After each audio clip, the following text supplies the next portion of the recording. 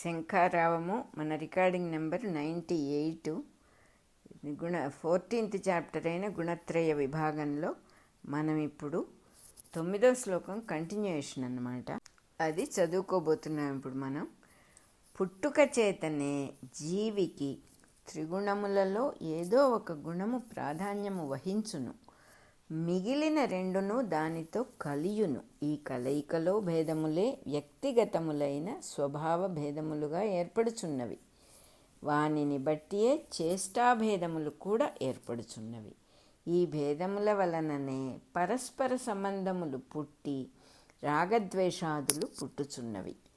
చాలా కాలము వానితో కొట్టుకొని పోవుచున్న జీవి కొంతకాలము తరువాత నిదానించి చూచుట నేర్చుకొనును. కామక్రోధాదులు కలిగినను దమించుకొనుట, అటుపైన తక్కువగా కలుగుచుండుట, అటుపైన కలుగకుండుట అను స్థితులు కాలక్రమమున ఏర్పడును. ఈ మార్పులను గమనింపగా ఒక దీర్ఘ రోగికి మెల్లమెల్లగా ఆరోగ్యము చేకూరుట వలె ఉండును. రాగద్వేషాదులు కలుగుచున్న జన్మలలో కర్మబంధము మరల మరల పెరుగుచుండును.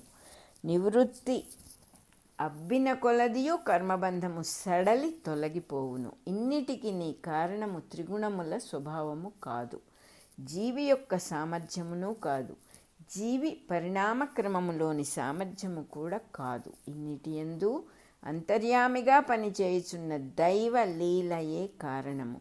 బంధము నుండి విముక్తి అగునట్టి చిట్ట చివరి దశలో అదియే అనుగ్రహము అనబడును. అంతకు ముందరి దశలు అదియే జీవి యొక్క స్వప్రయత్నముగా గమనింపబడును. అంతకు ముందరి దశలో జీవి యొక్క అజ్ఞానముగా గమనింపబడును. ఈ మూడును ఒకే భగవత్కథలోని అధ్యాయములైన జగత్కథలు. ఏ దశలో ఉన్న జీవికి ఆ దశయే నిజమని అనిపించును, అదియే పరమసత్యమని అనిపించును. మొదటి దశలో ఉన్నవానికి ఈ సమాజము స్వార్థభూయిష్టంగా కనిపించి స్వార్థపరునిగా ప్రవర్తింపచేయును. రెండవ స్థితిలో ఉన్నవానికి ధర్మాధర్మములు ఇచ్చిపుచ్చుకుంటలో పురుష ప్రయత్నముపై నమ్మకము దృఢముగా ఏర్పడును.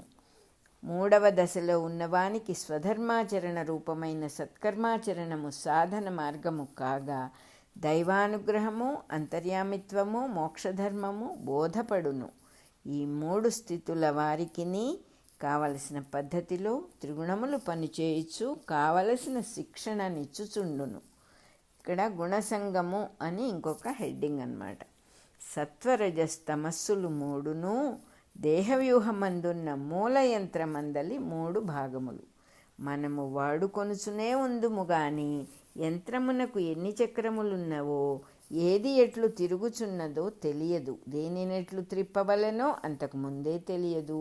అలవాటు చొప్పున యంత్రముల యొక్క పోకడలను ప్రయోగాత్మకముగా గమనించుకొని కనీస ధర్మములను తెలిసినంత వరకు గ్రహించి నడిపించుకొనుచున్నాము. కనుకనే ఈ బండి నడిచిన నాళ్ళు నడుచుట, నడవని నాడు దుఃఖమునిచుట జరుగుచున్నది. జన్మము మృత్యువు మన చేతిలోనివి కావనుట తెలియక దుఃఖము పుట్టుచున్నది.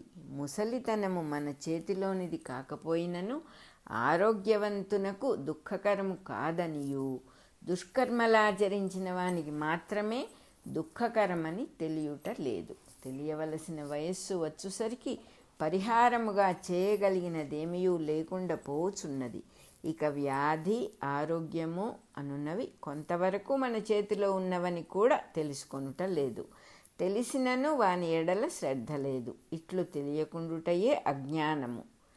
అది తమోగుణము నంటించుకొనుట వలన కలుగుచున్నది. అజ్ఞానమునకు సంగదోషం అక్కరలేదు. సత్వగుణము గలవానికి జ్ఞానమున్నచో మోక్షము కలుగును, జ్ఞాన సంగమున్నచో బంధము కలుగును. అజ్ఞానమునకు అజ్ఞాన సంగము వేరుగా లేకయే బంధము కలుగును.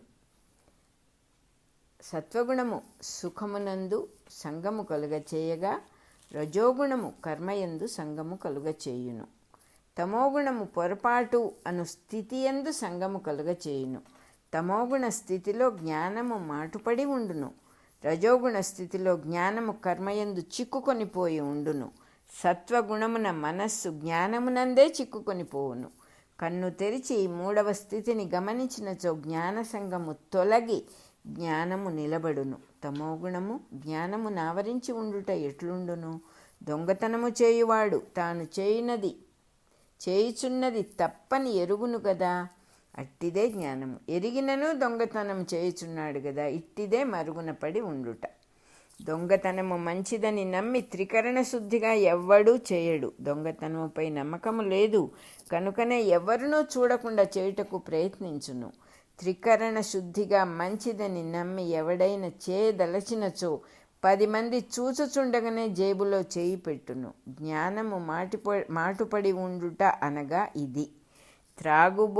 త్రాగుడు మంచిదని వాదించినను మనస్సులో నమ్మడు. నిజముగా మంచిదని నమ్మినచో తన పరివారము నడుమ మాత్రమే తాగుట ఎందుకు? 10 మంది పెద్దల ఎదుటనే తాగి తందనములాడు ఆడును గదా. ఇట్లే జ్ఞానము తమోగుణముచే ఆవరింపబడి ఉన్న వారందరూ తమ మనస్సు చేతిలో ఓటమిని అంగీకరించిన వారే. ఈ విధముగా తమోగుణము వాడు తెలిసినను తప్పు చేయుచుండును. రజోగుణము వాడు తన బుద్ధికి మంచిది అని తోచిన పని చేయుచుండును. పని చేయుచుండుటలో గల మోజు వానికి కావలను. దాని కొరకై అతడు దుష్కార్యములనైనను నెత్తికెత్తుకొనుచుండును.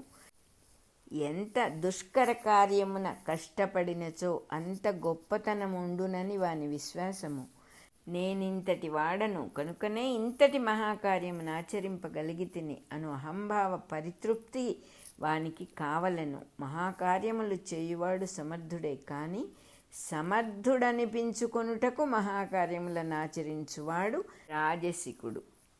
సత్వగుణము వాడు కర్మ ఫలముల కష్టనష్టములు ఆలోచించి కర్మాచరణమునే మాని జ్ఞాన సుఖముల వెంటపడును. అయినను దాని నుండి బయటపడగలవాడు వాడొక్కడే. కనుకనే రజస్తమస్సుల కన్నా సత్వగుణము సామర్థ్యము కలది. ఎప్పుడునూ సత్వగుణ ప్రాధాన్యము కలవాడే జీవిత రంగమున నెగ్గును. తమోగుణము వాడు రాగద్వేషములతో మునిగి ఉండగా రజోగుణము వాడు రాగద్వేషాదులతో పెనగులాడి జయింపగోరుచుండును. సత్వగుణము వాడు రాగద్వేషాదుల జోలికి పోడు. సుఖమును గూర్చి జ్ఞానమును గూర్చి అతడు మీనమేషములు లెక్కించుచుండును. కొంతకాలమునకు బయటపడి నిస్సంగముగా కర్తవ్యాచరణ చేయును. చేసి జీవితమున కృతకృత్యుడగును. రజోగుణ ప్రాధాన్యము గలవాడు కర్తవ్యమనుకొని మహాకార్యములతో పెనగులాడుచుండును. కర్తవ్యము తన యందు ఉంచుకొనును గనుక ఎంత మంచి పని చేసినను అది కర్తవ్యము కాక కర్మబంధమే అగును. ఇక తమోగుణ ప్రాధాన్యము గలవాడు ఎదుటివానితో పోటీకై ప్రారంభించును. కనుక కర్తవ్యమునకు అతనికి కొన్ని జన్మల దూరముండును. పూజ చేయువానిని చూచి మత్సరపడి తామును పూజ చేయువారు. మంచి పనికి తన విరోధి చందా ఇచ్చినచో తామును అంతకన్నా ఎక్కువ చందా ఇచ్చువారు. జపము చేయువారిని చూచి అంతకన్నా ఎక్కువసేపు జపము చేయువారు తమోగుణ ప్రధానులు. ఆ పూజ జపము చందా వారికి సంబంధించినవి కావని వారి పట్టుదలయే చెప్పుచుండును. సద్గుణము సహజమైనచో దాని కొరకై పట్టుదల ఉండదు. సద్గుణముల కోసమై పట్టుదల ఉండుట ఒక్కటే తమోగుణ ప్రధానులకు గల మంచి లక్షణము. వారు సజ్జనుల సదాచారములను చూచి ఈర్ష్యపడి నిందించుచూ దుష్ప్రచారము చేయుచుందురు. ఎందులకు? ఇంకొక విధముగా వారు సజ్జనులను సద్గుణములను స్మరింపరు. మంచివారిని సదా దూషించుచు స్మరించుచుండుట ఒక్కటే వారికి లభించు సత్సాంగత్యము. ఈ తీవ్ర స్మరణలోనే వారి జీవలక్షణము కొంతకాలమునకు రజోగుణములోనికి మారును, మరి కొంతకాలమునకు సత్వగుణములోనికి మారును. ఇట్లు పరిశీలింపగా తమోగుణము దుర్భరమై దుఃఖకరమై ఉండును. రజోగుణము అతి తీవ్ర సుఖదుఖ సమ్మిశ్రమముగా ఉండును. సత్వగుణము జ్ఞాన సుఖప్రదాయకముగా ఉండును. తమోగుణము కన్నా రజోగుణమునకు సామర్థ్యం ఎక్కువ. అనగా రజోగుణ ప్రధానుల చేతిలో తమోగుణ ప్రధానులు ఓడిపోవుదురు. రజోగుణము కన్నా సత్వగుణము సామర్థ్యం ఎక్కువ. సత్వగుణము నుండి మోక్షమునకు దారి ఉన్నది కానీ రజస్తమస్సుల నుండి లేదు. 9-10 శ్లోకాలు అయిపోయినాయి. ఇక్కడ హెడ్డింగు త్రిగుణముల లక్షణములు. ఏదైనా ఒక విషయము మనకు బోధపడినప్పుడు ఒక విధమైన వికాసము మనలో కలుగును. ఓహో, ఇది సంగతి ఇప్పుడు అర్థమైనది అని అనిపించినప్పుడల్లా మనలో ఒక వికాసము కలుగుచున్నదని తెలియవలెను. ఈ వికాసము మనస్సున, ఇంద్రియముల యందు, నరముల యందు, రక్తనాళముల యందు కలుగును. ఇది ఎప్పుడు కలిగిననో సత్వగుణము మనపై పనిచేయుచున్నదని గ్రహింపవలెను. ఇది జ్ఞానము రూపమైన ప్రకాశము. అనగా తెలియుటలో మనము వికాసము చెందుట. ఇట్లు వికాసము చెందుట ఎవని విషయమున జరిగినను అంత మేరకు సత్వగుణము వానిపై పనిచేయుచున్నదని అర్థము. కొంతమంది విషయమున ఈ బోధపడుట, వికాసము చెందుట అనున్నది సహజముగా తేలికగా జరుగును. అనగా అట్టి వారికి ఇంద్రియములు, మనస్సు ప్రసన్నములై నిర్మలములై ఉండును. ఆరోగ్యవంతుడు గాలి పీల్చినంత సులువుగా విషయములు బోధపడుట, తాను వికాసము చెందుట జరుగును.